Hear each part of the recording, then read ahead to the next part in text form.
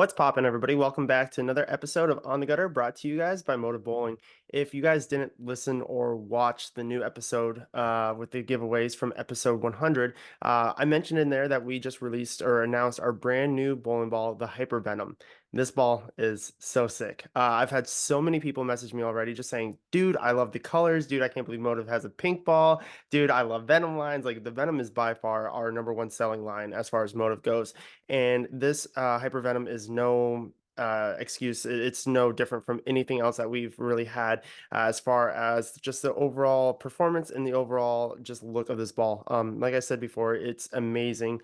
All Venoms pretty much have been incredible in our lineup, but this brand new hypervenom features the same cover stock as our Nuclear Forge and our Super Rally, which, if you guys know me, know that both the Nuclear and the Super Rally are two of my favorite balls.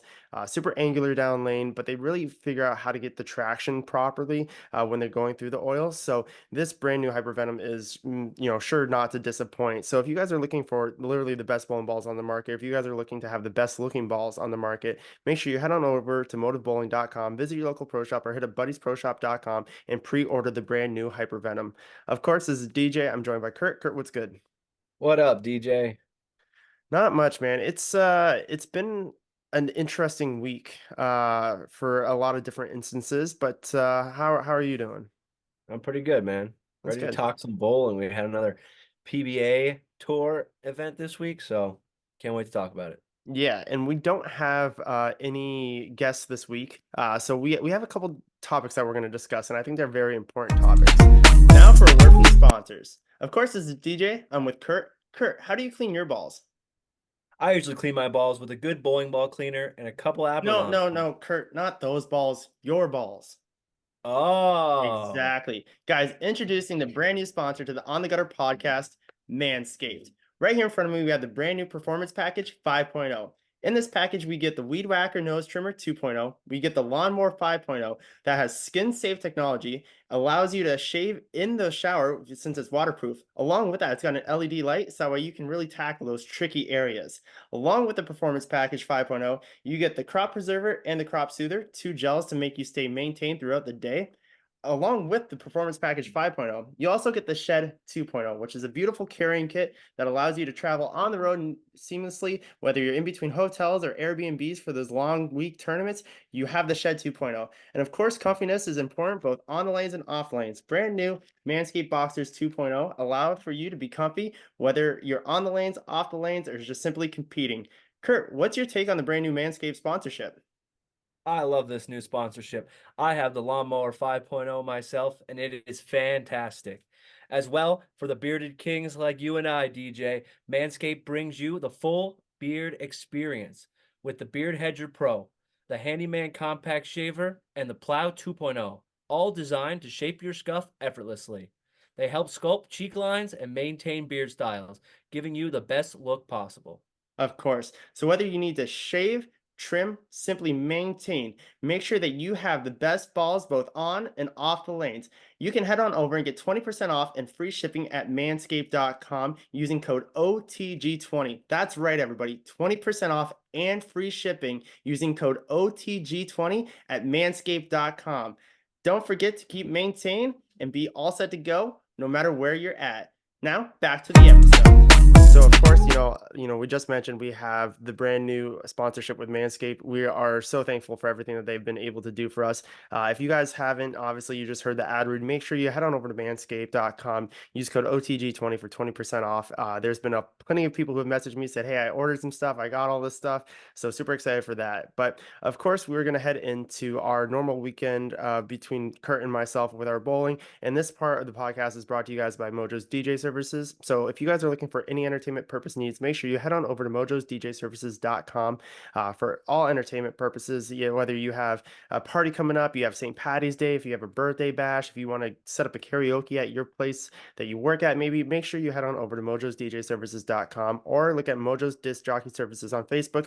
Message Joe, message us. We'll get you guys set up and you will be all set to go. So, Kurt, what was your week of bowling like? My week of bowling is a little more exciting than it has been the previous few weeks. I bowled more than once, so that is good. Wow. Uh, Yeah. yeah, I bowled Wednesday, our league. and it started off horrendously. I was throwing the ball so bad. I was like on top of the ball at my release. I could not figure out my what am I doing wrong? So our teammate Darren Alexander suggested I just go to a four-step approach to kind of simplify it. So start of the second game, I go to a four-step approach, and after starting with a 126 game, I went 247, 223. Yeah. So I'm like, huh, that felt much better. I was actually just keeping my hand under the ball, getting a decent release, and I got some lucky breaks in there as well. But yeah, that was not too bad. And then on Saturday, I bowled in league. I spared for a team, and I didn't bowl that, great, but I did string a few together. I went like back seven for 220, I think, in the first game, and a back six for 190 in the last game. So I strung a few strikes together, but overall the spare shooting was bad and I left a whole bunch of splits. Yeah. When I'm missing it at the bottom, it like my ball roll goes really forward and it just never sees it and leaves me either a washout or like a 2 8 10 combination or something. Hmm. So yeah, other than that, it was good to bowl a little more this week and hopefully we can keep ramping it up from here. Yeah, yeah. Like you said, it's the first time you bowled more than once in a little while. So obviously it might take a little bit of time to get back really into the groove of things, I guess you could say. Yeah. How about yourself, DJ? How was your week going? Yeah. So we switched patterns this third, and I hate myself, and it's actually one of the most times or the most upset I've been in a bowling alley in quite some time on Wednesday night. I feel like this new pattern is super scoreable. Maybe not for everybody, but for myself, somebody who has very high access, it kind of floats through the fronts. There's obviously more friction there. And I feel like this pattern is super scoreable for myself. I feel like I could average 220, 230 this third. And I had that in my head. I was like, yep, it's going to be good. And as I mentioned last week, I've been working on a few different things with my approach, mostly my trail leg not getting too far parallel with my slide foot. So I Mm. was really over rotating my trail leg, and that's causing me to open up my hips and throw everything out the window. Like all my misses are out the window. Along with that, it's kind of causing my arm swing not to get into the proper slot. So what I mean by that is that throughout my approach is that my trail leg was coming behind me and opening up my hips and therefore pulling back my shoulder a little bit and basically just turning my entire body right. So my arm swing wasn't getting into the proper slot at the bottom, which then creates a lot of misses, both, off the hand and directionally. So worked on that. And unfortunately, Wednesday, I was still throwing everything out the window. This pattern, you definitely have to play left. You can't really play it too straight unless you throw the ball super fast. So that's obviously not me. So the entirety of Wednesday night, I was just throwing everything out the window. On top of that, I was struggling with some spares. I missed a six pin, which I haven't done in a long time. But the fun thing about missing a six pin is that I kept the ball on the lane while going cross alley and still missed it. So that's always a great time. And then I missed a 4-7. I opened two of the 10 frames or two of the three games in the 10th frame. And yeah, I shot like 6-0, and I feel like I should have shot 690. Like I literally like I missed four makeables and I just threw so many errored shots out the window. So that was a very frustrating night for me. Thankfully, I think my attitude's gotten a little bit better. So if they're listening, this person knows exactly who it is. Thank you again for doing this like a year and a half ago, where I had a comment made towards me about not acting like somebody else that they know. And again, thankfully, my attitude has gotten better since that. But regardless, it was a super frustrating night. So that happened, got some practice in. I stayed even after on Wednesday to shoot spares just to figure out what is going on. And it's so frustrating, and I spoke to Darren about this because there's a lot of people who hit their spare ball, right? Who throw their spare ball exactly how they throw their normal ball. Mhm. And if you do that, I don't understand why. And I will die on that hill. I talked with Darren about it, and Darren's like, well, if you throw your spare ball dead straight and you hook your normal ball, then the feeling is going to be different, right? But the way that I look at it is that I'd rather go through the woes of missing spares because of something mechanically than to sit there and try and throw out a 6-10 and hit my spare ball. And then all of a sudden there's a little bit of friction on the lane and I chop the six off the 10, or I overhook a 7 pin or overhook a 2 pin because you're hitting your spare ball. I don't get that. And so Darren and I went back and forth tried throwing the spare ball with a normal release or at least with like, 50% revs on it, or just trying to figure out what I can do differently. So just got some spare practice in, and again, got another practice session in just to try and work on things. But as I mentioned at the beginning, it's been a really weird week. My quads, I guess, or my hamstrings have been super tight, and I don't exactly know what's going on. I can run on my treadmill fine, but when I stand straight up or if I'm laying straight down, there's a lot of pain. And so I'm trying to figure that all out. But yeah, overall, a very weird week as far as bowling goes. And like I said, with some frustration that I haven't had in some time. So hopefully, these coming weeks can go a lot better than Wednesday night did, because if not, I may pull out the rest of my hair. Yeah, the spare shooting woes can certainly get to you, and that sucks. But yeah, if you just keep working at it, everything will click eventually. You'll be all right. Yeah, it certainly sucks to miss those ones in league, and it's such a scoreable pattern. I feel that too. There's a Hmm. lot more friction to the right than there has been in the previous patterns. So I think if you just get the ball out there, there's a chance for many people to have a good third in our league. So yeah, just gotta make those spares when you're not striking. Yeah, if I had to guess, there's probably going to be a 300 every other week. Like, there's probably going to be six 300, I would say, roughly over the next 12 weeks or 11 weeks of this third, just because the pattern is there. And there's a lot of guys who throw the ball with a ton of hand and throw it really fast that I think they're going to match up really well on this pattern. So we'll see how that all plays out. Yeah, hopefully I can be one of them. Yeah, yeah. All right. Well, that is our week of bowling. But now it is time to get into the weekend recap, which of course is brought to us by Buddy's Pro Shop. Buddy's Pro Shop wants to recognize your success by introducing the Bowler of the Month and Week programs. Winners will be hooked up with free Buddy's merch, along with one lucky winner going home with a free ball of choice every month. So head on over to Facebook, check out Buddy's Pro Shop on there. You'll be able to find out all the details on how you can enter this contest to win some good stuff. This week we had just one PBA regional. It was the PBA 50 regional. So we had the PBA 50 Sky Lanes Asheville Open, and the winner here was none other than Walter Ray Williams Jr., taking home $2,400. And rounding out the top four in this one, we had Dan Knowlton, Richard Blackman, and John May. That's incredible. Walter just adding to his resume. I think it'd be like super fun to be Walter's accountant, being like, oh, you're 60 years old, 70 years old, and you're just winning money from bowling. How does that work? Like, I would love to see his like books from the time he was like on tour to the time he is now. It's like, wait, you've been winning money this entire time? Like, that would be so sick to try and like, I guess, as a tax accountant, be like, oh, hey, this is what my client does, but also be like, this is what my client does, and trying to like verify slash justify that. That would be sick. Yeah, that would be so cool. Yeah, and Dan Knowlton had another good showing. He had such a great year on the tour last year, so Yeah. good stuff from him. Yeah, the PBA 50, obviously, there's a lot of regionals coming up, but we are going to dive heavy into the PBA 50 once they get started up for the national tour, because we spoke about it actually at League last week about how basically everybody on the PBA 50 is everybody that we grew up watching now. And now Yep. you have Robert Smith coming in, Maximum Bob, who there's a lot of hype around what he's going to do on the PBA 50 tour, providing he stays healthy. So we're going to dive into that a little bit later. But of course, there's plenty of other tournaments going on as well as the PBA, and we'll dive into the PBA tournament in a second here. But I just want to give a couple shout outs. So we had Stephanie Johnson, past guest of the podcast. If you haven't listened to her, she won the Texas State Queens Championship. So I know there's a lot of amazing female bowlers down in Texas. So shout out to Steph for that win. We had Chase Nato. He won the TAT scratch event, which I think is like 10 grand out in Vegas. So Chase, I think this is like his second or third TAT win, which is incredible. Obviously, that's a lot of money as an amateur bowler. So shout out to him for that. We had Rena Zimmerman, Sabo. She won the 2024 Colorado Springs Queens Championship. So I know one of my friends, Brenna, was out there. She actually screwed up her finger, so she wasn't able to bowl. But again, I know there's a lot of good female bowlers out in Denver. And then I kind of felt bad. There was a couple tournaments that I missed. So we had the Bradley Open last week, and that was won by none other than Eric Jones, who I believe is a 19-year-old person, a 19-year-old bowler. Eric bowls some of the PTQs out on the national tour.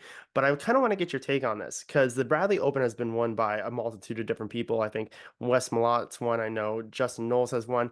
But the final four were all PBA PTQ guys and one PBA National Tour guy. So it was Anthony Nyer, who ended up losing to Eric in the semifinals. We had Brandon Bone.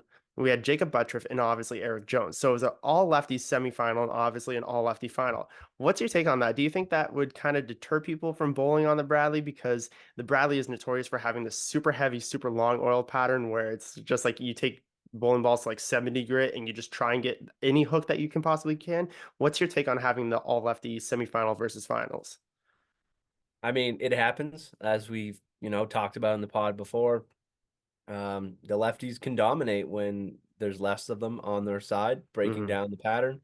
And I've never bowled the Bradley, but it certainly looks tough from all the shots I've seen. And uh, yeah, I don't know. It seems, I guess it would deter people. I mean, if you're not already deterred by the pattern that's being put out, the fact that there's going to be tour guys there would also deter people. Right. But they always seem to have a pretty good showing at this tournament, so it seems to be doing well. Yeah, I mean the Bradley is obviously amazing, but it's just always interesting to see the Facebook trolls be like, "Oh, it's all lefties. All lefties always win this tournament." It's like, no, it's like when you're bowling on that kind of pattern, like it's really tough to get lined up. And yeah, obviously there's going to be a little bit of more mush kind of thing with the righties because everybody's using a ton of surface and breaking down the lanes, and obviously the lefties don't see that as much. But again, Anthony and I are Eric Jones, Bone, and Buttriff are not slouches, right? Like these guys bowl the PTQs. You guys are out on national tour, so I have no issue with that being the final four because they are good bowlers on pretty much everything anyway. So it really doesn't matter. But it's just kind of makes it interesting to see an all lefty final at a tournament like that.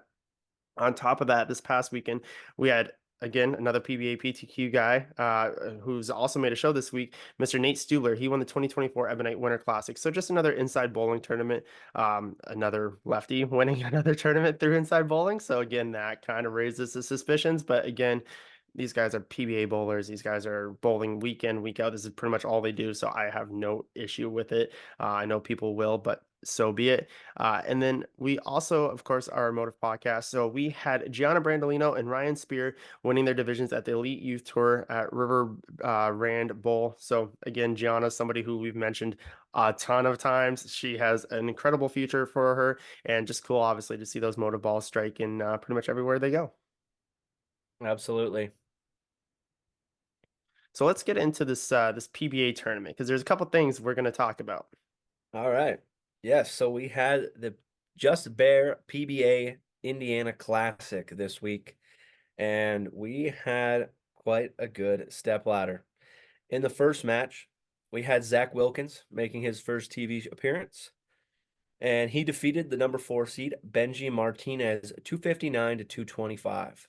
Yeah, Benji had an amazing qualifying block. I believe it was the second block. I have to mention it. I believe he averaged 272 for yeah, his 6 games, which was, they said, 3 pins short of the record held by Norm Duke and Dave Wadka. yeah. So So that was pretty cool. Benji popped off, and he needed the first hit or the second hit in the 10th frame to secure the tie or to secure the record, and he threw an absolute log of a messenger, and it just missed the 10 pin Mm. to cost him the title or the cost him the record. So it was crazy to see him bowl the way that he did, and even beyond that, like maintain that. But there's something a little bit crazy I want to talk about that. So let's carry on. Okay. So in the second match, the 3 seed Kyle Troop defeats the Canadian Zach Wilkins 279 to 254. Yeah. So Zach bowling amazing. 2 games averaging over 250 on TV. Obviously coming up against Kyle Troop, U.S. Open winner. This was actually Zach's second TV show. He made a doubles show with Patrick Gerard. I think 2018, 2019 maybe. But Okay. for Zach to be on his first single show, average over 250 on TV, not really let the nerves get to him. He was amped up, showing a lot of emotion. Obviously a great showing by Zach. Yeah, absolutely. And in our third match, we had Kyle Troop defeating the 2 seed Marshall Kent 227 to 224.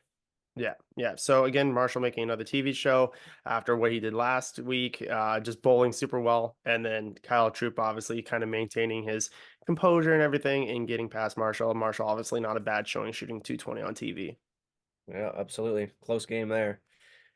In the championship match, we had Kyle Troop defeating the number 1 seed EJ Tackett 228 to 213. Yeah, so a little bit of a slower game, I guess you could say. Not really, the 250s that we saw at the beginning of the day. EJ is putting himself in contention again. And it's getting very close, I think, for EJ that there's like a shot or two. Again, we saw it kind of last week where he kind of had a little blip in the middle of the game that kind of cost him when he couldn't get the ball right. It's just a matter, I think, that EJ is continuing to put himself there. And obviously, Kyle got the best of him this time, but it's going to be very intriguing to see how EJ kind of turns around from that. Kyle obviously bowling amazing. Shout out to Kyle for doing what he had to do, throwing the urethane. And there's definitely a couple shots where I think you could see kind of on the right lane that EJ's ball like checked way more. He's like, "What was that?" And it's like, "Well, Kyle's still throwing urethane on the right lane, and then Kyle was throwing reactive on the left lane." So obviously a good move by Kyle, but again, very intriguing to see how that kind of all played out. Yeah, certainly. So congratulations to Kyle Troop. He won the Just Bear PBA Indiana Classic and $25,000. Yeah, I will bring up EJ. So he's made a few shows now, and he hasn't, sealed the deal and taken home a win yet, which he did last year.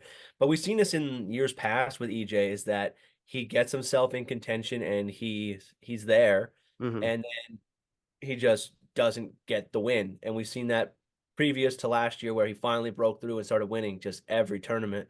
So hopefully he's able to break through again shortly and get that win and start rolling them off. Yeah, I want to say this is like EJ's fourth consecutive TV show or something like that. So Mhm. that being said, there's a couple things I want to talk about in regards to this tournament, right? So Benji averaging 272 or whatever that was, right? It's almost setting the scoring record for the tournament. He only beat EJ by like 40 or 50 pins that block. Like just keep that in mind. Over the course of that many games, he's averaging 270 and he only beat EJ by like 40 or 50 pins that block alone. EJ was striking a ton. I mean, that is give or take 2 or 3 strikes of EJ, and he's all of a sudden like in the talks of setting the scoring pace. Like it was such a high scoring tournament that is crazy to think that Benji went on the squad of his life, had an absolute roll going on, like was the ball was exiting the 8 pin every single time, and EJ was not that far off, which is crazy. Yeah. Second thing I want to talk about with that tournament, Bookgate. All right. So we saw Kyle Troop reading a book on TV. And it was a mental book, something that he's been reading, just trying to stay in the zone and everything like that, while he's out on TV. Kurt, I want to get your take on that. Is that a good look for bowling? Bad look for bowling? Does it really matter? Like, what's your whole take on that? I don't necessarily think it's a bad look, Yeah, or a good look. It's just it is what it is. Whatever's gonna help you stay in the zone, do what you gotta do. So if he wants to breeze through a few pages in between shots, then all to him.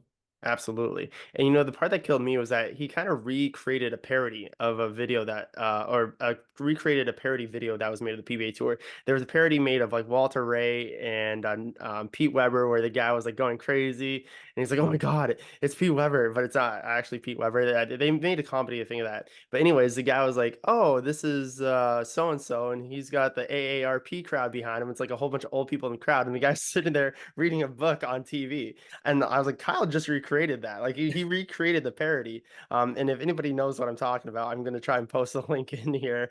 But it just cracked me up because we've seen, I think, Jacob Buttriff or somebody have like a fidget spinner on TV just to kind of try and relax the nerves a little bit. So having Kyle Troop read a book is quite intriguing. Like I said, some people were like, why is he doing that? Like that shouldn't be allowed. This is a PBA tour, have some class, blah, blah, blah, blah, blah. Again, just keyboard warriors. But kind of an interesting look because you're not going to see, I don't think, too many people like with darts or tennis, like in between matches, just opening up a book and just reading it, waiting for their time to go. Like, I don't know about other sports like archery or whatever it may be where you're waiting your turn, but just different to see a professional athlete on TV reading a book in between shots. But obviously, it worked for him. Yeah.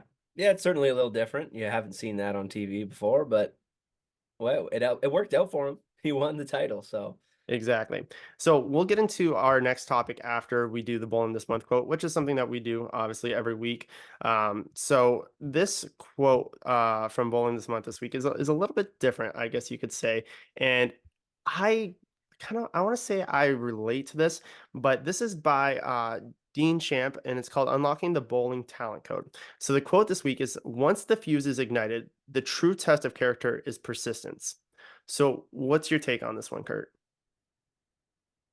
um yeah, I guess once you have the fire for it, you have to pursue through it, through the tough times, and keep going. Yeah, and That's kind of how I see it. I think it's a good quote. yeah, it's something that you and I have talked a lot about that, right? Is like you always talk about how you have to jump in the fire, right? Somebody like yourself who took so many years off bowling or competitive bowling, just kind of getting back into it, just kind of throwing yourself in the fire and trying to learn and everything like that. It is a big thing. You have to be persistent with it. And, we talked to, or we're blue in the face about how bowling doesn't owe us anything, but it's the matter of finding that fuse of what ignites that fuse. Why do you continue to bowl? Why do you try and get into the bowling alley? And why do you want to win? Like, there's so many other things that in all honesty, that people can spend their money on that would probably add more value. You could start a collection of some sort that could be sold in a few years. You could put money into a vehicle or a house and have more assets or whatever it may be. But there comes as a competitor, I think, and as an athlete, where you're like, no, I want to bowl, I want to play tennis, I want to play golf, and I want to win, right? And it's a matter of really igniting that fuse of saying, okay, this is why I want to win. I got to get to it, right? And Sandra last week kind of spoke about it, about having that one person that was like kind of pushing her, right? She talked about how Belmo was really pushing her to get back into design and helping her get out of depression, right? And I've talked about it. I've had a couple people, I guess, over the last 6 months, 7 months, really push me and say, DJ, go out there and practice, go out and do this, go out and pursue this. And it takes a village for most people to try and get one person to really see that motivation. But at the end of the day, it has to be you. It has to be yourself that says, listen, I don't want to go to tournaments and not compete. I want to be able to go out there and say, hey, I'm a good bowler. I've won this tournament. I can compete in this tournament. I may cut, whatever it may be, right? You have to find that ignition. And then once you do, you have to let that like burn consistently in you, right? If you're thinking about, hey, I want to win, get your butt on a treadmill. Hey, I want to win, get your butt into the bowling alley. You really have to push yourself to make sure that that flame kind of continues until you can start to see that wins and see those cuts made and all that stuff. Because it's not just oh, I want to do this and now you get to do it, right? Like that's not how it works. Like I want to win a tournament. You don't just show up to that tournament and win. There's so much work that goes on behind the scenes. So I think that this is a really true quote because it's like you can have that ignition, you can have that want, but if you're not persistent with the work that goes on behind the scenes or even the work that goes into each tournament, you're not going to see any value from it. So, yeah, I thought that was a pretty interesting quote. Yeah, I like the way you looked at that. It's a good quote. And yeah, stay persistent. Yeah.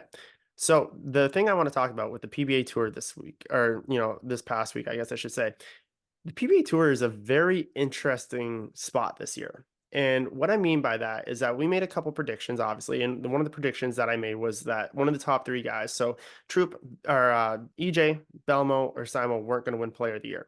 Well, we're through quite a few tournaments already, and I just want to recap the top 10 here. So Okay. first overall in points right now is Bill O'Neill. Okay. Bill O'Neill is leading the points over second place in Kyle Troop, who has won two titles this year. Then we have Anthony Simonson, who's in third place, who again is just bowling incredibly well. He's cashed 5 out of 5 events. Then we have EJ Tackett, who's in fourth place, reigning player of the year, right behind Anthony. Same thing, 5 events, 5 cashes. We have Marshall Kent, who's in fifth place, kind of coming out of, I don't want to say nowhere, but Marshall's kind of finding his groove again this year, and he's back within the top 10 of the PBA Tour. Sixth, we have Zach Wilkins, obviously coming off his first singles TV show. Then we have a tie for seventh in Smallwood and Jason Belmonte. So kind of intriguing to see Belmo not in the top five right now. Obviously, he did miss an event. I think he was gone for a wedding or something like that. But he is currently tied with Tom Smallwood. Then we have ninth place in AJ Johnson. Again, talking about AJ's kind of got this momentum building right now, coming off his first singles win last year. And in 10th place, we have Tom Doherty. I think 49-year-old Tom Doherty, rounding out the top 10. So not the normal characters. We do have Troop in there, but usually we see somebody like we see Belmo, Simo, and EJ usually at the top three. We usually see somebody like Dom Barrett, maybe Tommy Jones. Bill O'Neill has been around there. Packy last year. Quite interesting to see the top 10. Is this kind of the more interesting PBA Tour season that we've seen as far as the kickoff over the first, 5 events?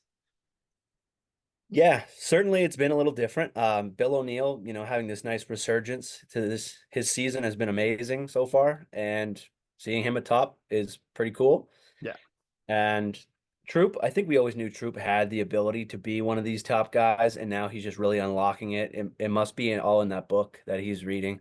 Yeah, gonna have to find Um, that book. yeah, and then Zach, I know the PBA posted Zach's standing, like Zach's finishes throughout the year, and I want to say his worst one was like maybe 20th or something. Yeah. Like he's capped at every spot, and he's having the best year of his career as well.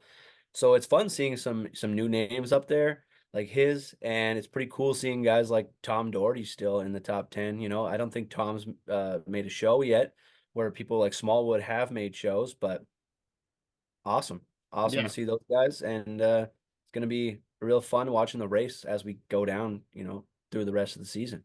Yeah, and like we have Chris Vi in 18th, we have Packy in 19th, Andrew Anderson having an okay year, sitting in 22nd.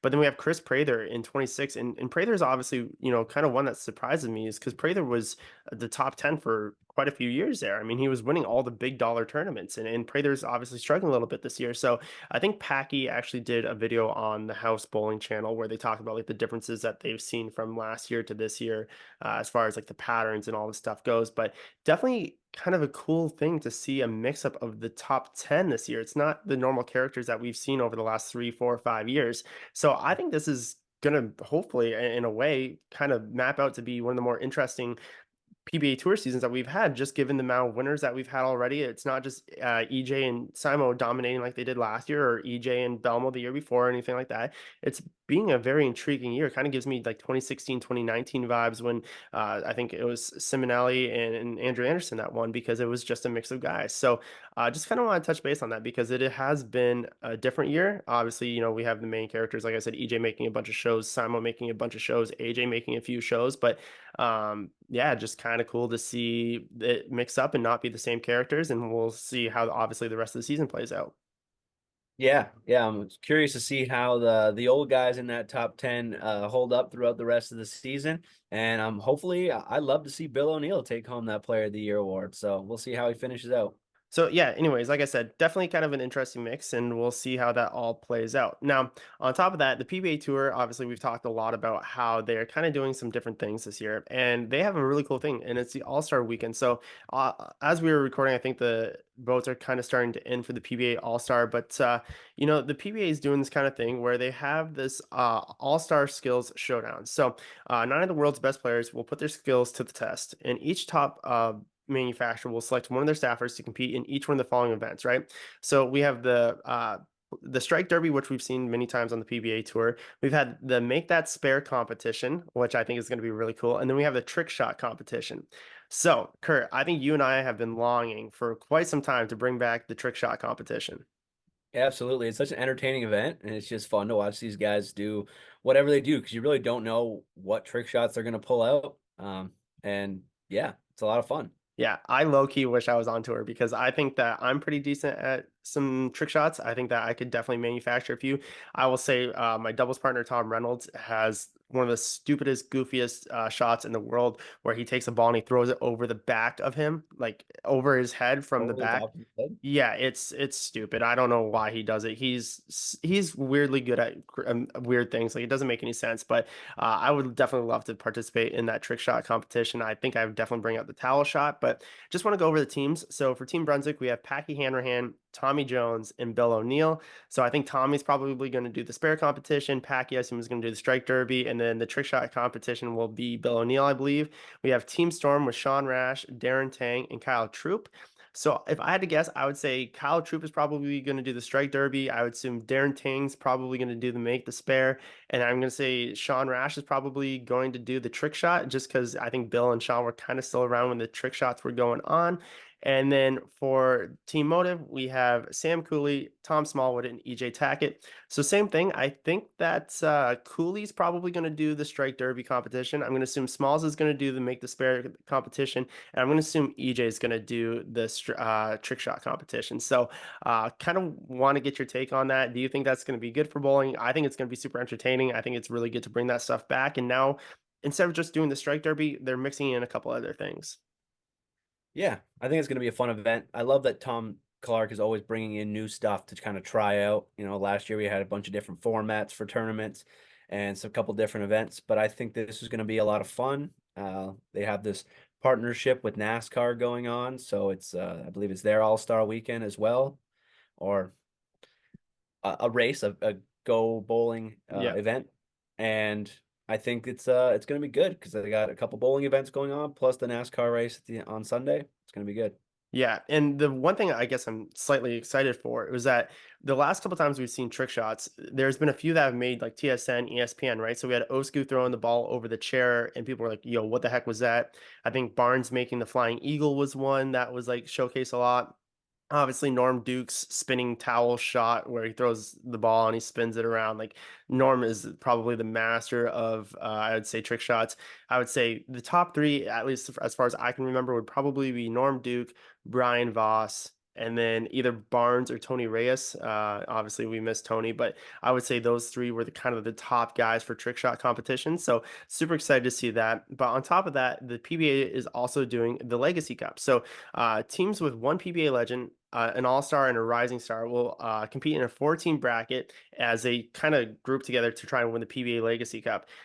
Then the generations collide in a special shootout competition. So I'm stoked for this, right? I think we talked about this. Obviously, the PBA is doing something this year with the PBA 50, the PBA, and the PWBA all teaming up for a tournament as well. But the legends that we have for the Legacy Cup are Mike Albee, Parker Bone, Norm Duke, Pete Weber, Walter Ray. Superstars, obviously, an incredible five. We have the rising stars of Dio Bernard, Anthony Nair, Nate Purchase, and Cortez Shank, obviously reigning PBA Rookie of the Year. And then we have the four fan voted PBA players. So as we are recording right now, we do not have those four. But what's your take on this? Get to see some legends, get to see some rising stars, and then obviously some top of the line PBA Tour members right now.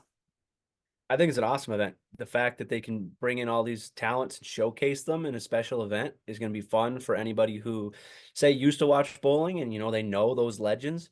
Maybe they've stopped watching bowling, but this might bring them back in and they'll see who the current stars are and who the upcoming stars are, and it might intrigue them to watch in for future events. Yeah. Honestly, I feel like it's a little unfair. And the reason why I say that is because you have Parker Bone, who's still bowling decent amount on the national tour, but then he's bowling against like Walter and Pete, who obviously just threw his last shot on PBA national tour. Walter hasn't been bowling on the national tour for a little while. Norm was done last year or 2 years ago, and then Mike Albee as well. So Parker, I think, would have the upper hand in that, but I think that those guys are still so competitive. They're like, hey, this is going to be televised. We're going to take each other down. Like, I think that fight is in all five of them. So that's super interesting. And then, obviously we have the rising stars with Dio Bernard, Anthony Nair, Nate Purchase, and Cortez Shanks. So I think Cortez and Anthony have both made a show. I don't remember if Dio or Nate has, but again, just some younger guys kind of getting a chance to team up with some of the legends. And then, like I said, we're going to see in a couple of days who the four people who the fans voted in were. But it's going to be a really interesting event. Like I said, I think that those guys are still hungry and they still want to beat up on each other because each of those groupings will have a reason to fight, right? They want to be the best upcoming rookie. They want to be the best legend, or they want to be the best of the four that are voted, right? So I think it's going to add some competition, but hopefully we'll create some highlights and, like you said, bring in a couple different generations to watch the actual telecast. Yeah. Yeah, I don't these guys don't know. This could be the last time they get to bowl against each other on television. So they're going to be out there wanting to win, right? Like we just saw Pete completely retire from, the PBA tour besides the senior tour. And I believe he is going to want to win because he's bowling under the lights again. Exactly. And we just saw Walter win a regional this past week, so he's still got what it takes. And of course, Parker with still bowling some national tour stops. I think it's going to be a really good show, and I really hope those guys are fired up for it. Yeah. So, Kurt, before we get into trivia, I just got to ask you if you could create a team with a legend, a rising star, and a current all star on the PBA Tour, who would be your team? Ooh. All right. So my legend is going to be Pete. Okay. My current star is going to be AJ Johnson. And my rising star, give me Landon Jordan. I knew you were going to take Landon. That would be a pretty good guess. All right. So I'm actually I'm going to switch it up a little bit, and I don't know if this would be technically allowed. I guess I could say. You Um, cheating? maybe a little bit, maybe a little bit. So I think for my legend, I would go Norm Duke. I think that you can still rely on Norm Duke to throw some good shots down the way. My rising star, I'm gonna go Gianna Brandolino. I think Gianna's got an incredible physical game. I think that she has just been dominating everything as a youth bowler, and I could not wait to see her. And then for normal star, I'm going EJ, right? Like you can't kind of beat EJ's strike percentage, I think, on tour. So that's going to be my team. Obviously, a little bit motive heavy, but yeah, I think that my team versus your team, I think I'd have a pretty good shot. Yeah, that'd be a good match. Yeah. So if you guys are listening, please, drop us a comment on who would be your team. Pick one veteran, one rookie, and one current all-star, and let us know who your team would be. Now, Kurt, it's trivia time. And Ooh, you got me last week, which was pretty good. I guess I got a passing grade, but this time it's different than what we've done, right? So I have 5 tournaments from last year, all right? okay. And they are the 5 biggest tournaments of the year. So we have the US Open, we have the Tournament Champions, we have the Masters, we have the PBA World Championship, and the PBA Players Championship, right? I want you to tell me all 5 of the bowling alleys that these tournaments were held at. So the hints that I will give you is that 2 of the bowling alleys are owned by the same company. Okay. One is a very well known. Well, actually, I guess they're all well known. One of them is very well known within the people that we all know. I guess I could say without giving it away. Okay. Potentially might have a new name ish to it, part of it. And then the other one is somewhere where EJ has kind of made a huge impact on. That helps me zero. I think that clue helps me nothing. Maybe well. A Let's bowling try. alley that EJ has done really well at. That's like all of them. Well, I won fair. everything last year. Fair. This one should stick out a little bit more than the others. I would hope so. And Oh, obviously, these are man. all tournaments that have had major tournaments throughout the years, like some of the biggest bowling alley names in the world. Yeah. Okay. Ooh. All right. We're gonna start with the Masters was at Thunderbolt. Correct. Yeah. And as we mentioned, it has the brand new addition of Strobel Arena, or the arena has been renamed to the late Tom Strobel for Strobel Arena. So obviously, Thunderbolt is an amazing place to be at. Yes, absolutely. Um, did they bowl at Bolero North Rock? No, that is strike No. one.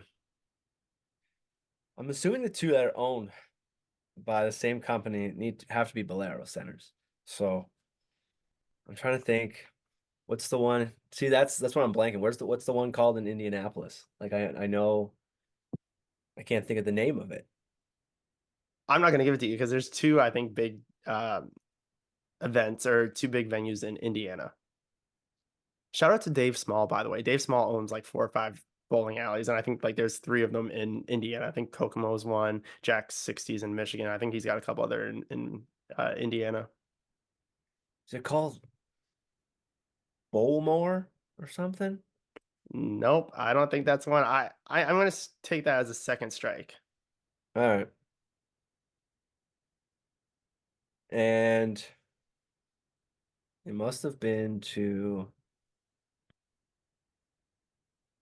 are they in? I'm gonna say no. Did they bowl at South Point? No, they may have No. at some point throughout the year, but this is not one of the 5 tournaments.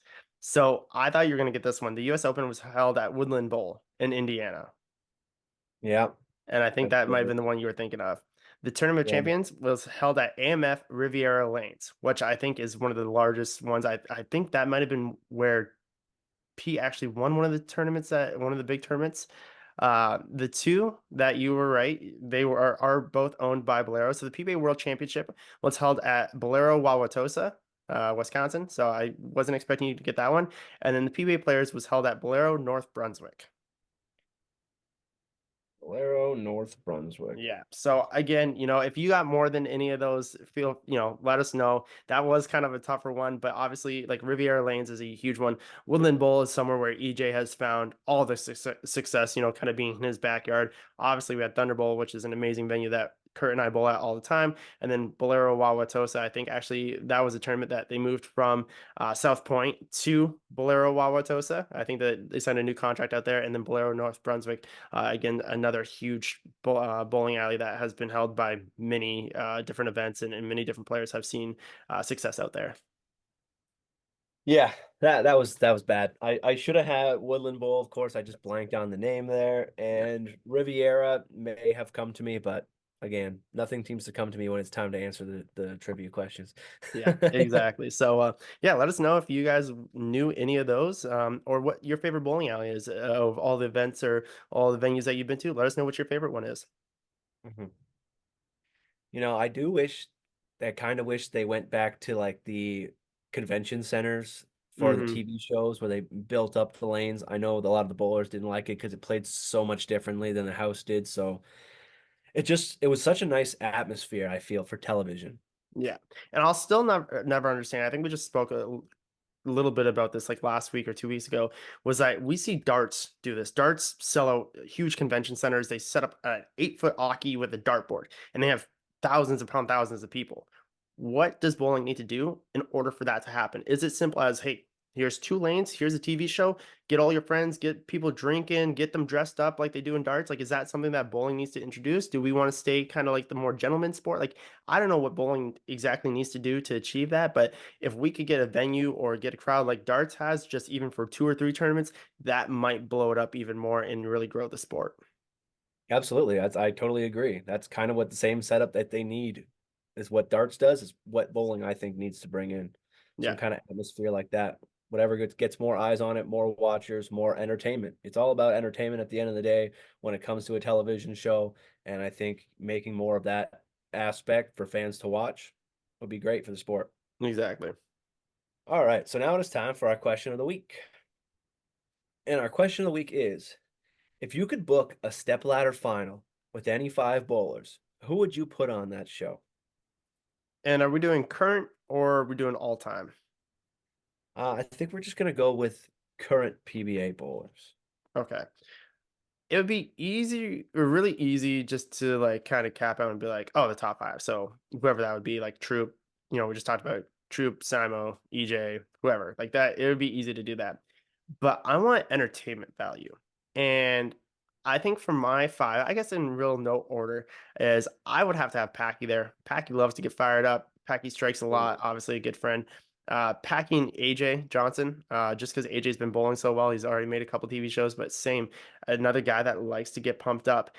In the past, I would say Kyle Troop, but Kyle Troop seems to be a little toned down this year. Not so much showmanship, not a lot going on. Obviously, bowling really well, just kind of killing it right now, but it hasn't really been pumped up. And same with like Bill O'Neill. Bill O'Neill back in the day used to go crazy, was giving high fives, doing all this stuff.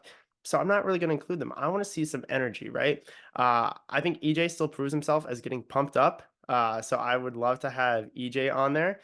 Tom Doherty is going to be my fourth bowler just because TD likes to talk trash on TV. I think that he's somebody who would go in there really well. And then I would say I this is tough for me. I would honestly have either Chris Barnes or Tom Hess as the fifth person. Why? Older guys, but they love to get pumped up. Chris Barnes is obviously an absolute technician on TV. He's proved many, many times that he can make all the right moves, that he does everything right to a bowling ball, that he knows how to move. And then Tom Hess, again, is just another character. He loves to get pumped up, loves to show emotion, and he's really grown on me. So I would say that, and then sixth seed if they want to do some sort of TOC kind of thing. I got to put in Richie Teese. I freaking love Richie Teese. He is so entertaining to watch, brings so much energy. I love the way that he throws the ball. So that would be kind of my five-ish, six-ish. So how about yourself? I like that. That was a good list. Yeah, so my five, I obviously have to go with my two favorites to start. We're gonna go Bill O'Neill and AJ Johnson. Yeah.